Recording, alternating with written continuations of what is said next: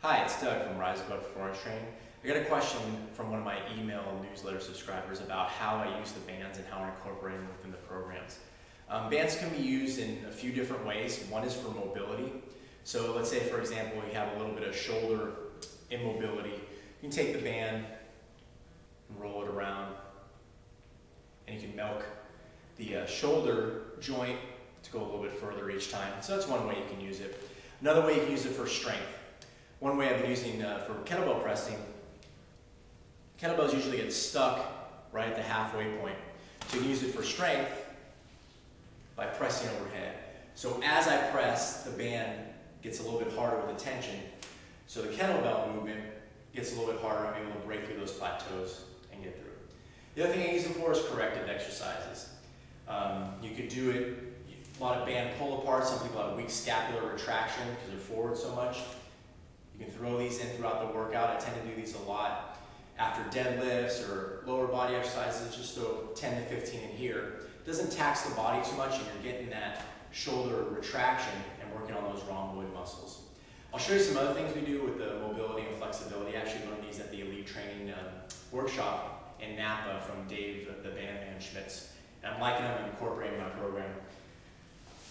So what he did was he looped the band around and went about the middle of the foot. And he pulled them down, so he wanted the elbows on the ground.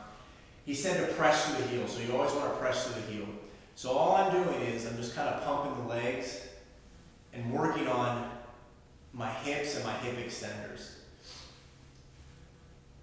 And just kind of going out in various angles. This is really good to do before your lower body days to loosen up. I'm a little bit tighter in abduction, so I kind of fool around with the abduction out here. I get a little bit tight out here, so I fool around with that. Next one you can do is you can take it in length, loop it around the middle of your foot.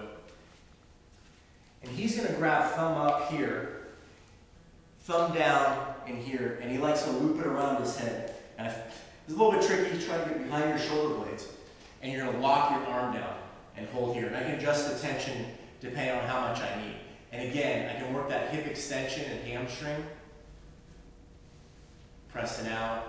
Over here in adduction, getting that TFL and glute. I can go through in the middle here, and then I can go across the body. You're going to be a little bit restricted in this motion, in the abduction.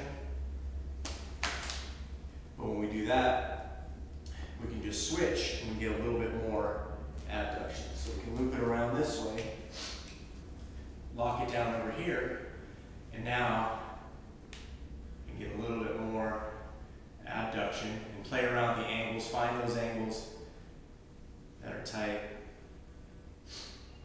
The last one I like was he brought the band in, rotated the hips. You don't have to loop around too much. You can. I've been fooling around, kind of looping around my head just a little bit. And this pressing out. So I'm kind of pressing with the knee and the middle of my foot, and fooling around the angles here, trying to get these piriformis muscles to loosen up, and the other hip rotating muscles to loosen up. And you can play around different angles, pulling in. The other key point is you want to keep your other foot very straight. You can put your foot against the wall to keep it straight as well, just so you're not moving the hips around and shifting them. Another one I've been fooling around with, I've been working on my squat, and really they talk about spreading the floor in the squat. So as you're squatting down, you really want to push out. But you gotta be pretty strong to do that, especially when you're going up in weight. So one I learned from Mark Bell over at Super Train Gym is to take a band and you can lock it up here and you can spread the floor this way. So I'm going to sit up tall and I'm going to work on pushing the floor out, working the abduction of the legs this way. So that way when I go into my squat, I'm doing that same motion and I'm strengthening up these muscles to stabilize the weight, and I'm able to get back up without my knees caving in and losing strength that way.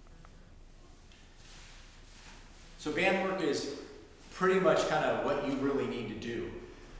So I like to work my legs a lot because I have a little bit of rotational issues, so I've been fooling around a lot with those rotational. And like I said, I've been working on my squats to press out. I throw in a ton of these pull aparts too, like I mentioned before, and I have a lot of my athletes do that as well, just to get that retraction in there. Everything we do all day long, pressing, sitting at a desk at school, computer work pulls everything forward. Can't do enough pull aparts to get it to come back. So you sprinkle it in their active recovery, and that helps out their strength and also the posture and also the mobility of the shoulders to balance everything out. So see what you think. If you have any questions, drop me an email and I'll try to answer those. Thank you very much.